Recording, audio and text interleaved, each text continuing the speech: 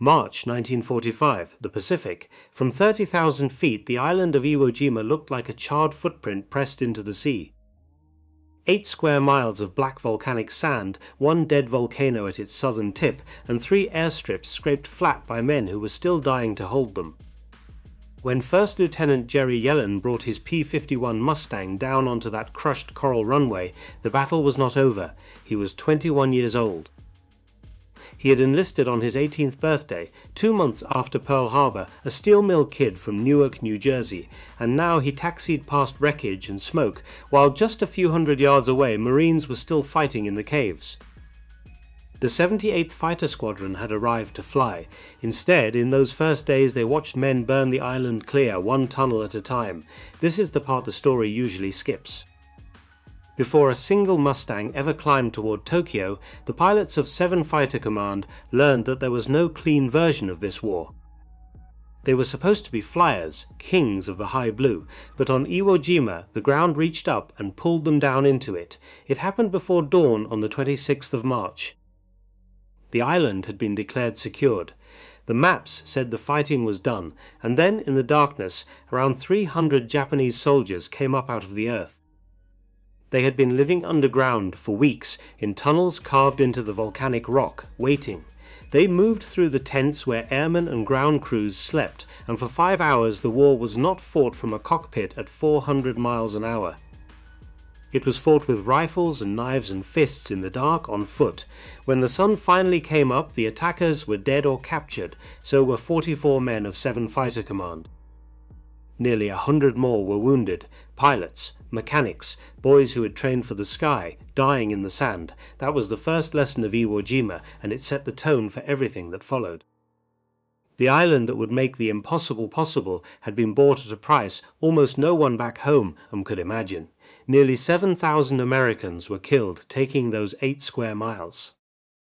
7,000 lives for 3 runways, and those runways pointed north, toward the one place the men had been told they could never reach. Tokyo lay 750 miles away across open ocean, 750 miles of empty water, with nothing in between but the curve of the earth and the chance of a watery grave. For 3 years that distance had been Japan's most loyal defender. American carriers could dart in and strike the coast, then run. But a land-based fighter, a single-engine fighter, flying all the way to the enemy capital and all the way back. The planners had run the numbers 2 years earlier and called it impossible. The Japanese had run the same numbers, and they had reached the same conclusion. 750 miles to the north, in the skies over the capital, another young man was getting ready for a war he already half understood was lost. Captain Teruhiko Kobayashi was 24 years old. He had been born in Tokyo. Now he was charged with defending it. In November of 1944, he had been handed command of the 244th Sentai, an air regiment built for one purpose, to intercept the American bombers over the capital. The appointment made him the youngest regiment commander in the entire Imperial Japanese Army Air Force. His men described him as gifted, magnetic, the kind of leader you would follow into a sky you knew would kill you. And his sky was killing them. Kobayashi flew the Kawasaki Ki-61, the Heian, an elegant inline-engine fighter that looked, from a distance, almost European. His regiment had perhaps 40 of them, and for months they had trained for the head-on attack, the most terrifying maneuver in aerial warfare. You point your aircraft directly at a 4-engine bomber the size of a barn, and you both close at a combined speed of over 500 miles an hour, and whoever flinches first loses everything. To do it once took nerve. To teach it again and again to frightened boys took something else entirely, because that was the truth behind Kobayashi's regiment and the truth of Japan's defense by 1945. The veterans were mostly gone, dead over the Solomons, over New Guinea, over the Philippines. The men climbing into the cockpits now were fresh out of flight school, with only a handful of hours in the air. Kobayashi did not have an elite force. He had children and a few weeks to make them into something that could stop the unstoppable. He was building a wall out of boys. And every night the reason for that wall wrote itself across the city below in fire. By the spring of 1945, the bombing of Tokyo was no longer something that happened to other places. On the night of March 9th, just 2 days after Yellin landed on Iwo, hundreds of B-29 superfortresses came in low over the capital and dropped a river of incendiary bombs. The wind did the rest. 16 square miles of the city burned in a single night. The official estimates would settle near 100,000 people dead. Most of them were civilians. Most of them were women, children, and the old, asleep in wooden houses that went up like paper. This is the weight the story has to carry, and it cannot be set down. The American bombers were not abstract silver shapes in the sky. They were the most destructive weapon yet built, and they were aimed at a city full of human beings. The men who escorted them were not riding to a tournament. They were riding to a slaughter that ran in both directions, and the bombers kept coming for the factories. The target that mattered most sat in the western suburbs of Tokyo, the Nakajima Aircraft Company's engine plant at Musashino. It was where the engines of Japan's fighters were born, including the engines that powered Kobayashi's own machines. The B-29s had been pounding it for months, in daylight, at high altitude, and they had been paying for it. Japanese interceptors would climb up out of the haze, single fighters diving through the formations, and for every factory the Americans damaged, bombers fell out of the sky. Without protection, the great silver bombers were vulnerable. The Japanese pilots knew it. They had built their entire defense around it. What none of them knew on either side was that the equation was about to break. Down on Iwo Jima, the Mustangs were lining up. Two fighter groups, the 15th and the 21st, machines with long-range fuel tanks slung beneath their wings, mechanics working in volcanic dust that got into everything and salt air that ate the aluminum. Among the pilots was a quiet, precise man named James Tapp, a major also 24 years old, the same age as the captain waiting for him over Tokyo. Tapp flew a Mustang he had named Margaret. He was methodical, careful, the kind of pilot who survived by leaving nothing to chance. He did not yet know that within days his name would be written into history as the first American ace over Japan. He did not yet know what that history would cost him personally, or that one of the men flying off his wing would not live to see the end of the month. For now, there was only the briefing and the map and the impossible blue line drawn across 750 miles of ocean. The men were told the truth, or as much of it as anyone understood. They would fly farther in a single-engine fighter than fighters were ever meant to fly. They would cross water with no land beneath them, no place to set down, navigating by compass and clock and the back of the hand. If the engine failed, there was the sea. If they got lost, there was the sea. If they ran the tanks dry chasing a Japanese fighter and could not find their way home, there was the sea. 2 years earlier, men with slide rules had called this impossible. Now they were going to do it anyway, because of an island bought with 7,000 lives, because the war had to be ended, and because somebody had decided the bombers needed company over the burning city. In Tokyo, Kobayashi drilled his boys on the head-on attack one more time.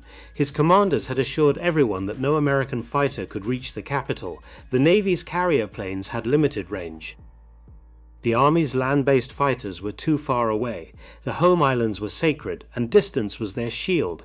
It was a comforting thing to believe. It was written into the official picture of the war, and it was about to be proven, in the cold clear light of a spring morning, completely and catastrophically false. The date was the 7th of April 1945. The weather over Honshu was forecast clear, and in the grey hours before dawn, on a black island still littered with the unburied cost of taking it, more than 100 Mustangs began to warm their engines. The sound rolled out across the volcanic sand and over the water, heading north, toward Mount Fuji, toward the Nakajima plant, toward a young captain and his wall of boys, who were about to look up and see the one thing they had been promised they would never see. The ocean did not care that they were coming. That was the first thing a man learned on the way to Japan. Below the Mustangs there was nothing. No island, no ship, no line of coast to fix the eye. Just water, grey and endless, rolling under the wings hour after hour after hour. A pilot would stare at his compass until he no longer trusted it, then stare at it some more. He would check his watch. He would do the arithmetic in his head one more time, fuel against distance, distance against time, and he would know, the way you know a cold fact in your bones, that if the engine in front of him so much as coughed, there was no place to go but down into that grey. 750 miles out, 750 miles back. 8 hours strapped into a seat the size of a kitchen chair, unable to stand, unable to stretch, the legs cramping until it felt like someone was driving a nail into the muscle.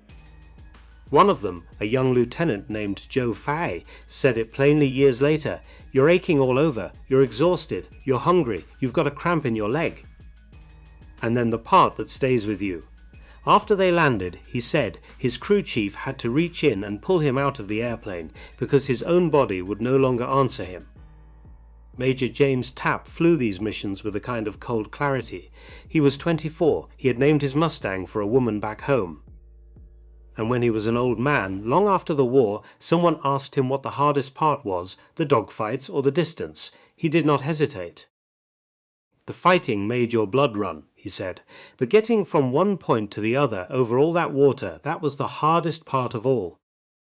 That is the truth the recruiting posters never showed. The enemy was not the only thing trying to kill these men, the distance was trying to kill them. The cold at altitude was trying to kill them. Their own machines, magnificent as they were, carried them out over a void that would swallow a man without a ripple.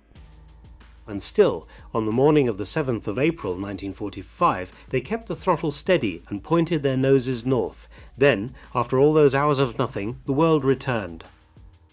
It came up out of the haze the way land always does, faint and then certain, the coast of Honshu, and rising behind it, alone and unmistakable, the white cone of Mount Fuji.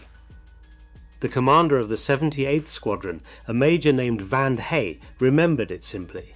The weather was clear, he said, and there was old Mount Fuji standing out just like it did in the pictures. An unmistakable landmark. Think about what that meant. For 3 years that mountain had been a postcard, a symbol, the far side of the war. Now men from Minnesota and New Jersey and California were looking at it through a gun sight, close enough to touch. Above the coast, the bombers were already gathering.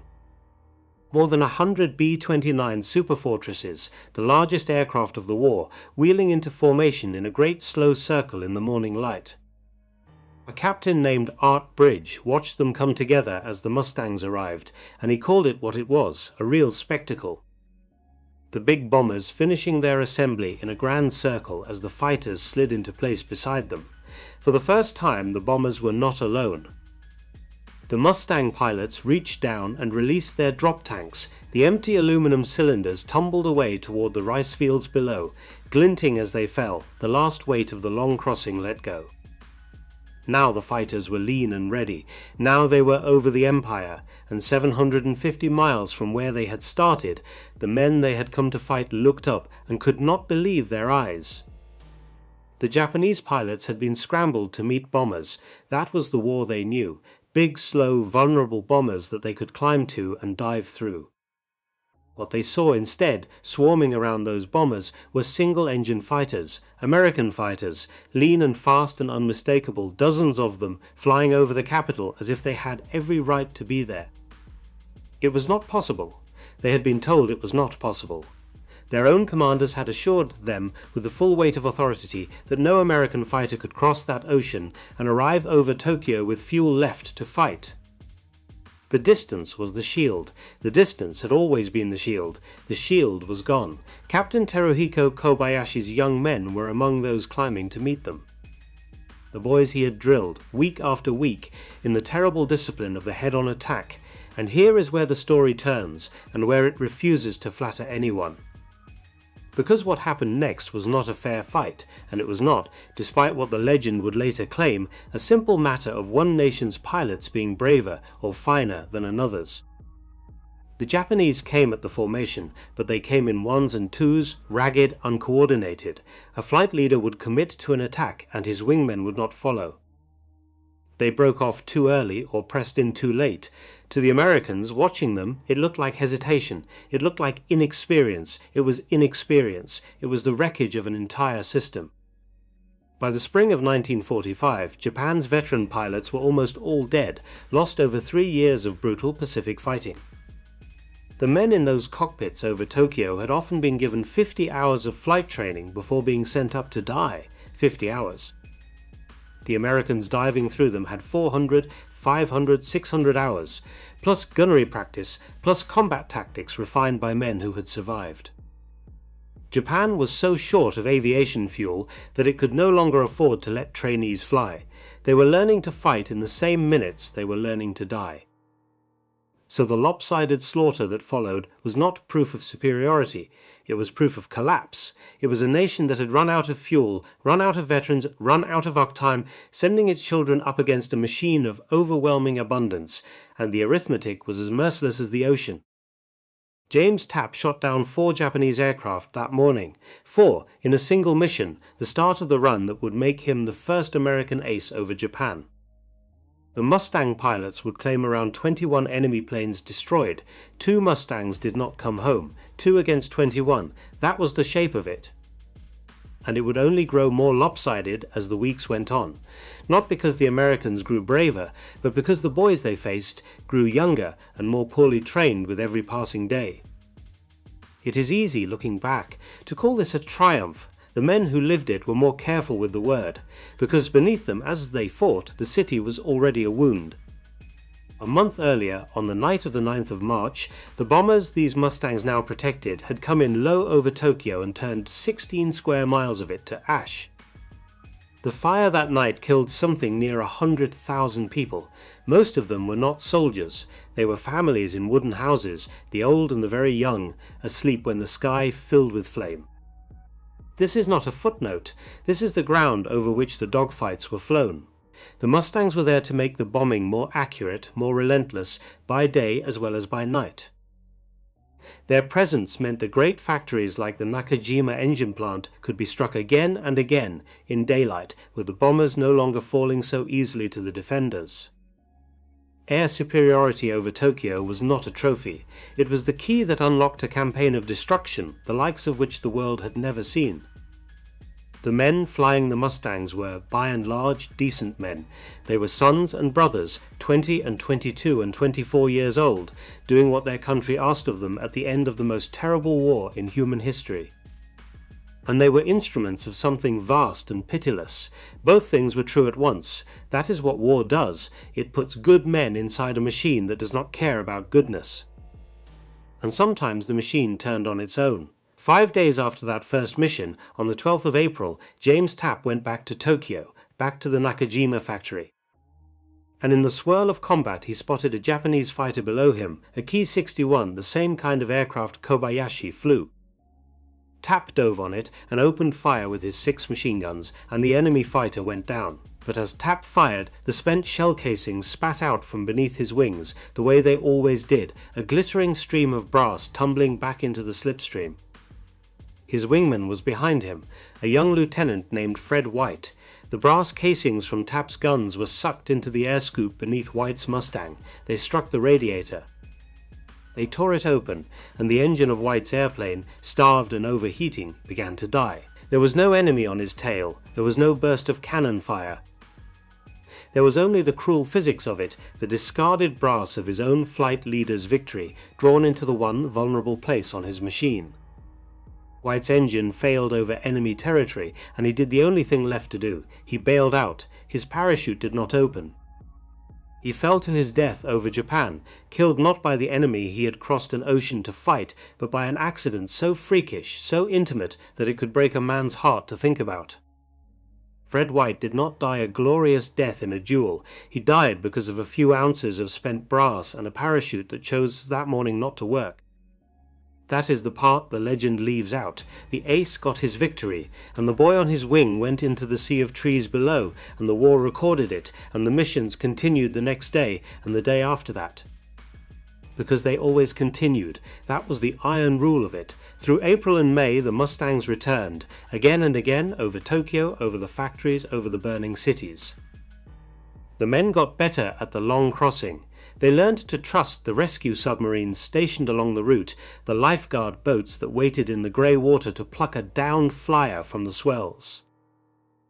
They learned the rhythm of 8 hours in the seat, and every time they knew that the most dangerous part was not the fight at the far end, it was the ocean. It was the sky itself.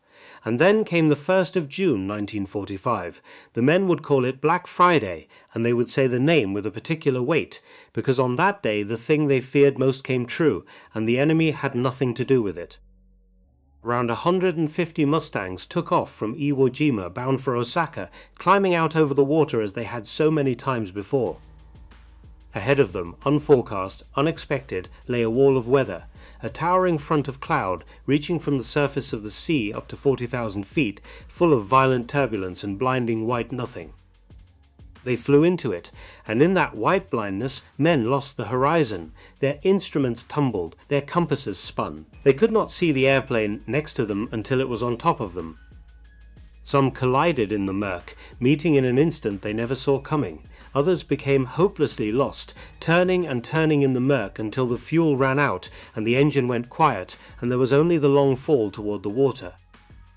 In a matter of minutes, 27 aircraft were gone, 24 of them lost to the weather alone, not to Kobayashi's fighters, not to flak over the target, to a cloud. To the indifferent machinery of the sky that the slide rule men 2 years earlier had warned could not be conquered. 24 men, the best trained pilots in the world, flying the finest fighter of the war, swallowed by weather over an ocean that did not care. It was the worst single loss the Mustang men suffered in the entire campaign, and it taught them the same lesson Iwo Jima had taught them on the ground.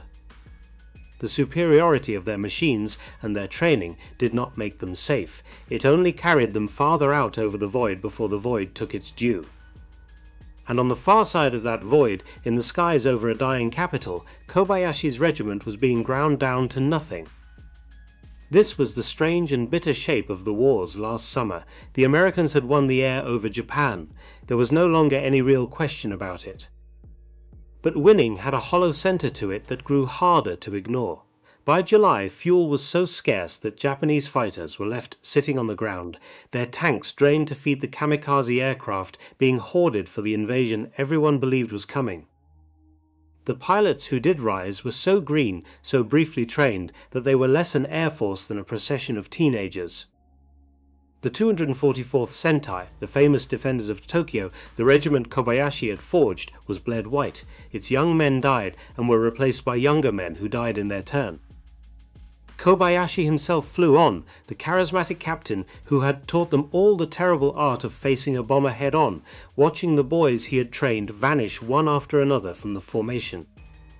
He lived, so many of them did not, and the Mustang pilots, owners now of an empty sky, found themselves doing work that felt less and less like the war they had trained for. They strafed airfields, they shot up trains and trucks and small boats in the harbour, they roamed over the home islands almost at will, looking for an enemy that increasingly could not, or would not, come up to meet them. They had wanted air superiority, and they had it so completely that there was hardly anything left to fight. It is one thing to defeat an enemy. It is another to circle above a beaten one, week after week, putting bullets into a country that has already lost and has not yet found a way to admit it. The men did their duty, but duty in that last summer was a heavy and joyless thing. The factories still smoked, the cities still burned. The Mustangs still climbed off the black sand of Iwo Jima every morning and pointed their noses north, over the grey water toward Mount Fuji. And not one of them yet knew that the cruelest morning was still ahead, that the war would be all but over, the surrender already spoken, the guns already meant to be silent. And that one more young man would climb into a cockpit on Iwo Jima, fly the long road north one final time and not come home. By August, there was almost nothing left to escort against. The sky over Japan belonged to the Americans now, so completely that the question of air superiority had stopped being a question at all. And the proof came on the 6th of August 1945 over a city called Hiroshima. A single B-29 carried the bomb. It flew in the early morning with only a couple of observation aircraft for company. No swarm of Mustangs guarding its flanks, no fighters climbing to meet it. It did not need protection, because the thing the long-range fighters had been built to defeat, the Japanese air defense, had already been swept from the sky. 3 days later over Nagasaki it happened again. Another lone bomber, another city erased in a single flash. This is one of the quiet, terrible ironies of the whole campaign. The Mustangs had spent 4 months and the lives of good men clawing control of the air over Japan, and the mission that ended the war, the mission that mattered more than all the others combined, flew without them. The fighters had done their work so thoroughly that in the end the bombers no longer needed them at all. You would think that would be the end. The war was decided. 2 cities were gone. The Japanese government was already moving towards surrender. Every law of common sense said the killing should stop. But wars do not end on the day they are decided. They end on the day someone finally says the words out loud, and until that day the machine keeps running. The orders had been written. The missions were still on the board. And so, on the 14th of August, with the outcome of the entire war no longer in any doubt, the men of the 78th Fighter Squadron were briefed for one more flight north. Leading it was Jerry Yellin, the steel mill kid from New Jersey, the young man who, back in April, had flown on that very first mission over Tokyo. Now, 4 months and a lifetime later, he would fly the last one. Off his wing that day was a 19-year-old named Philip Schlamberg, a Jewish kid from Brooklyn, an honor student. A boy who, by any measure that counts, should have been starting college, not strapping into a fighter over the Pacific, and Schlamberg knew something was wrong. Before the mission he turned to Yellin and told him plainly that he had a feeling he was not coming back, not a fear, a certainty. Yellin tried to talk him out of it. He could have stayed behind. No one would have blamed a 19-year-old for sitting out the final hours of a war already won, but Schlamberg would not do it. He packed his things. He paid the small debts he owed. He wrote a letter home to his family, and then, the next morning, he climbed into his Mustang. There was supposed to be a way out. A single code word, Uta, would crackle over the radio if Japan surrendered, and the moment they heard it, the mission was off and they were to turn for home. The whole flight strained to hear it. Every man wanted to hear it. The word never came. On the runway at Iwo Jima, Yellin gave his young wingman a thumbs up. Schlamberg returned it, and the 2 Mustangs lifted off the black sand and turned north over the grey water one final time toward airfields near Nagoya, carrying their bombs into a war that, unknown to them, was already drawing its last breath. They made their strafing run. They put their fire into the targets below, and as they pulled away, anti-aircraft guns opened up from the ground, the gunners firing with a desperate stubbornness even now, even at the very end. Yellin banked hard into a thick bank of clouds to throw off the guns. It was the right move. It was the move that would carry him home. He climbed up through the white, leveled out on the far side, and looked over for his wingman. The sky was empty. Philip Schlamberg was gone. Swallowed somewhere in that cloud, lost to the guns or the grey, 19 years old, vanished without a sound. He would never be seen again. Yellin flew the 3 long hours back to Iwo Jima, not knowing the worst of it, and when he landed, when he climbed down stiff and exhausted onto the coral, he learned the thing that would haunt him for the rest of his days. He said it himself, years later, in the plainest words a man can use. They found out when they got back that the war had been over for 3 hours while they were still strafing. 3 hours. The Emperor's surrender had already been spoken. The guns were already meant to be silent, and in those 3 hours, in the gap between the decision and the word, a boy from Brooklyn who knew he was going to die had died, and become the last American killed in combat in the Second World War. There is no victory in that. There is only the arithmetic of a war that could not stop itself in time. The same merciless arithmetic that had run through the whole story, from the 7,000 dead on Iwo Jima, to the boys Kobayashi sent up with 50 hours of training, to the brass casings that killed Fred White, to the cloud over Osaka that took 24 men in a handful of minutes. Philip Schlamberg was the last name on that list, but the list was never really about machines or kill ratios or the gulf between 2 nations' factories. It was always about the men. On both sides. Consider the 2 captains, both 24, who never met but flew over the same city. James Tapp, the careful American ace, lived a long life and died an old man in 2014. Teruhiko Kobayashi, the charismatic young commander of Tokyo's defenders, survived the war that killed so many of his boys, only to die in a flying accident in 1957 at the age of 36. two young men, mirror images across a line of fire, who carried the weight of sending children into a sky that was killing them. The war spared them both, in its way, and took its payment elsewhere. And then there is Jerry Yellin. He came home. He had survived the first mission and the last, the ocean and the weather and the guns, but he did not come home whole. For decades, he carried something that did not yet have a proper name. They would later call it post-traumatic stress. He carried the faces of 16 men he had flown with, who never came back, Schlamberg among them. He carried a hatred of the Japanese so deep and so total that by his own admission he had never once, during the war, thought of the people on the ground as people at all. That is an honest thing to say, and a hard one. He hated. For years and years he hated, and then life did something no slide rule could have predicted. In 1988, more than 4 decades after the war, Yellin's youngest son moved to Japan, fell in love, and married a Japanese woman. Her name was Takako, and her father, a man named Taro Yamakawa, had been a pilot in the war Yellin fought. A man who had trained as a kamikaze, who had been prepared to die for his country, and who, by the grace of timing, was never sent on that final flight. The enemy, the very enemy Yellin had spent half his life hating, now bound to him by a wedding, by grandchildren, by blood. It should have been impossible. By every law of grief and memory, it should have been the one bridge a man like Yellin could never cross. But he crossed it. He went to Japan. He sat across from Taro Yamakawa, 2 old men who had once been sworn to kill each other, and somewhere in those conversations the hatred began to let go.